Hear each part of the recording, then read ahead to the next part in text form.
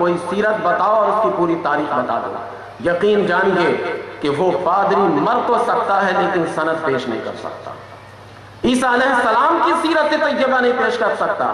اور یہی تو ہمارا دعویٰ بھی ہے کہ عیسیٰ علیہ السلام پکے موحد تھے، نہ انہوں نے کبھی اپنے آپ کو بیٹا کہا اور نہ کسی سے کہا کہنے لگے، اور یہ کہتے ہیں کہ معاذ اللہ وہ اللہ کے بیٹے ہیں، تو یہ لائیں نہ تاریخی حیثیت لا سکیں گے؟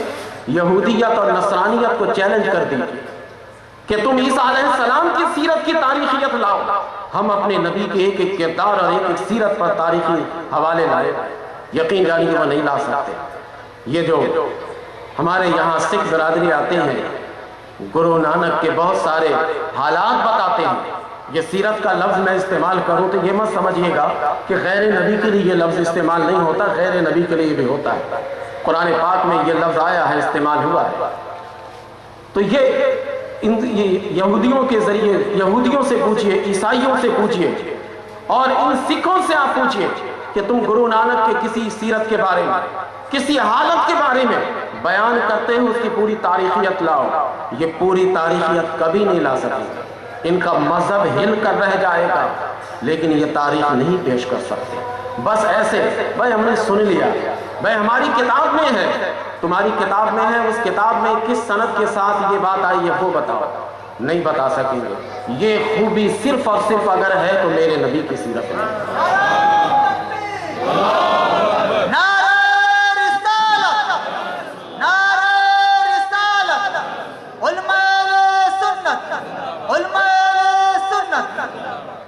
یہ صرف اور صرف میرے نبی کی سیرت میں ہے تاریخیت، دنیا کی کسی مذہب میں نہیں۔ ہندوازم میں چلے جائیے، بڑے بڑے روائن پڑھ کر بتاتے ہیں، پتہ نہیں کتنے فتوے جھاڑتے ہیں، آج کل تو ٹی وی پر آنے کے بعد ان کے لوگوں کو بھی لایا جاتا ہے، بڑی بڑی باتیں بناتے ہیں، ان سے پوچھئے کہ اس کی تاریخی حیثیت کیا ہے وہ بتاؤ، اور ہم جب کوئی بات کریں تو ہم سے پوچھو کہ ہماری تاریخی حیثیت کیا ہے۔ ہم اپنی تاریخی حیثیت بتائیں گے اپنے نبی کی، تم جو ہے اپنے پیشوا کی تاریخی حیثیت بتاؤ، پھر وہاں پر بات واضح ہوگی۔ درمیان میں ایک بھی خلا آ جائے تو یاد رکھنا تم بھی میرے نبی کی بات کو مت ماننا، میرے نبی کی سیرت کو مت ماننا، ہم بھی تمہارے پیشوا کی سیرت کو نہیں مانیں، لیکن ہے ہی نہیں ایسا۔ ہمارے یہاں تو اتنی سختی ہے کہ یہ جو میں نے صرف نام بتائے نا، ان سارے نام والوں کے بارے میں یہ بھی کتابوں میں موجود ہے کہ کب یہ ان لوگوں نے وفات پائی، یہ بھی موجود ہے، یہ کب پیدا ہوئے یہ بھی موجود ہے، ان کا حافظہ کیسا تھا یہ بھی موجود ہے، مرنے سے پہلے پہلے تک ان کا حافظہ خراب نہیں ہوا یہ بھی موجود ہے، جب تک یہ زندہ رہے کبھی زندگی میں انہوں نے جھوٹ نہیں کہا یہ بھی موجود ہے۔ اتنی تاریخیت ہمارے نبی کی سیرت نقل کرنے میں ہے، دنیا کے کسی مذہب کے پیشوا کی سیرت نقل کرنے میں اتنی تاریخیت نہیں ہے۔ تو اب بتائیے کہ یہ جو تاریخیت ہے، اس تاریخیت کے تحت اب موسیٰ علیہ السلام کی سیرت کو کوئی ہمارے سامنے لائے تو اولاً تو ہم اس کی تاریخیت کو چیلنج کریں گے، اور دوسرے پھر ہم یہ کہیں گے کہ یہ سیرت میرے نبی صلی اللہ علیہ وسلم کی سیرت کی طرح عالمگیر نہیں ہے، میرے نبی کی سیرت عالمگیر ہے۔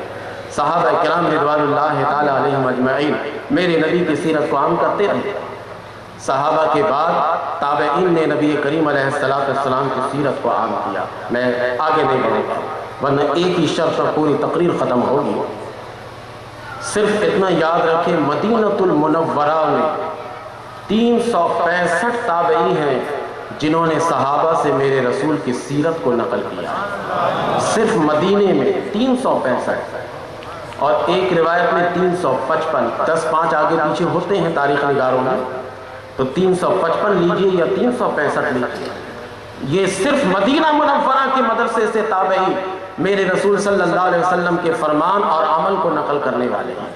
باقی مکہ کے مدرسے سے، بصرہ کے مدرسے سے، کوفہ کے مدرسے سے، دیگر مدارس سے نقل کرنے والے جو تابعی ہیں وہ ہزاروں کی تعداد میں پہنچ جاتے ہیں، صرف ایک مدرسے میں جب 355 تعداد ہے تو باقی کا عالم کیا ہوگا۔ تو یہ تاریخیت جو موجود ہے یہ صرف اور صرف ہمارے نبی صلی اللہ علیہ وسلم کی سیرت میں ہے، باقی کسی میں نہیں ہے۔ تو پہلی شرط جو کسی بھی سیرت کے لیے عالمگیر ہونے کے لیے ضروری ہے، اس کے دائمی نمونہ حیات ہونے کے لیے ضروری ہے، وہ آپ نے ملاحظہ کیا۔ اب دوسری شرط کی طرف آئیے، दूसरी शर्त कामिलियत है। पहली शर्त क्या थी? तारीखियत, कि उस सीरत के लिए तारीखियत चाहिए। हम एक एक बात अपने नबी के नकल करने के लिए पूरी तारीखी हक़ाइक़ हम पेश कर सकते हैं और हमारी किताबों में मौजूद है। दूसरी शर्त है कामिलियत, कि उस सीरत के अंदर कामिलियत, और कामिलियत का मफ़हूम ये है कि वो सीरत हर शोबा में हमारे लिए हमारे जो है लिए बेहतरीन रहनुमा बन जाए, हर शोबा में बेहतरीन रहनुमा बन जाए। कामिलियत का मतलब ये, मैं इसको भी मिसाल देकर समझाऊंगा, कि जिस शोबा में भी आप एक वसूल लेना चाहते हैं वो वसूल उस सीरत में मौजूद हो। नबी करीम अलैहिस्सलाम की सीरत तैयबा में ये कामिलियत मौजूद है। नबी करीम अलैहिस्सलाम जब हिजरत करके मदीना मुनव्वरा पहुंचे तो सरकार दो आलम अलैहिस्सलाम ने वहाँ देखा कि वहाँ के लोग बागबानी करते हुए एक अजीब तरीके से काम अंजाम देते हैं। वो तरीका उनका ये होता था कि नर खजूर की शाख काटते थे और मादा खजूर के अंदर शगाफ डालते थे और उसके अंदर वो शाख डाल देते थे, जिसको ताबीर कहते हैं। सरकार दो आलम अलैहिस्सलाम ने इसको देखकर फरमाया कि क्या करते हो तुम लोग? कहा हुजूर हम इस तरह करते हैं तो खजूरें ज़्यादा आती हैं। सरकार ने फरमाया कि अल्लाह चाहे तो इसके बगैर भी तुम्हें दे सकता है, तुम इसको छोड़ दो। उन लोगों ने छोड़ दी। इत्तेफाक से जिस साल उन लोगों ने इस काम को छोड़ा था उस साल दरख्तों में खजूरें कम आई, पहुंच गए सब। आका आपके कहने के मुताबिक हमने इस काम को छोड़ दिया था, लेकिन हमारे दरख्तों में खजूरें कम आई, अब क्या किया जाए? सरकार ने फरमाया कि अब तुम्हारी मर्जी है, मैंने तो एक बात कह दी थी तुम्हें। सरकार दो आलम अलैहिस्सलाम ने उनको यही जुमला कहा कि तुम्हारी मर्जी है।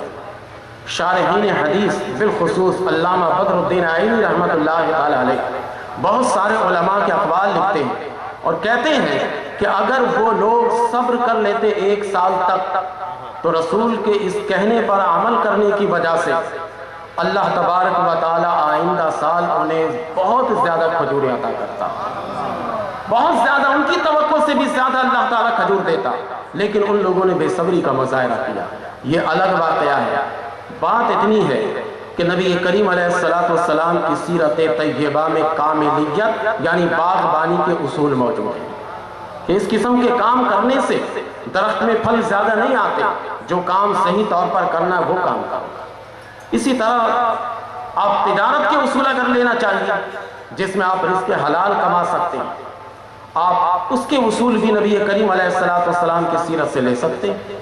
मसलन सरकार दो आलम अलैहिस्सलाम देखते थे कि खैबर से कुछ लोग आते थे और आन कर जो है रद्दी खजूर ये 2 साल देते थे और उम्दा खजूर 1 साल लेते थे। नबी करीम अलैहिस्सलाम ने फरमाया कि नहीं, ये सूद है, तुम अगर इस काम को अपनाना चाहते हो तो रद्दी खजूर को सिक्कों में बेच दो और उस सिक्का से उसके बाद उम्दा खजूर खरीद लो। नबी करीम अलैहिस्सलाम ने यह सबक उनको दिया।